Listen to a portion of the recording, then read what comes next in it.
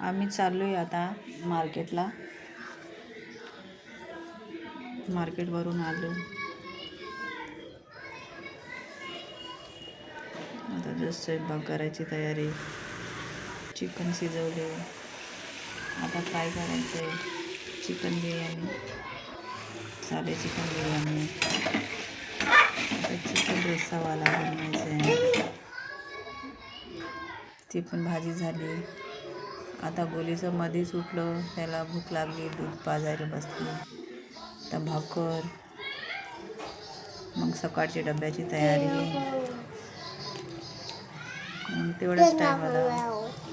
गोलीचे पप्पा आले, गोलीला आईस्क्रीम आणलं वाटतं. झाला आमचा स्वयंपाक तयार.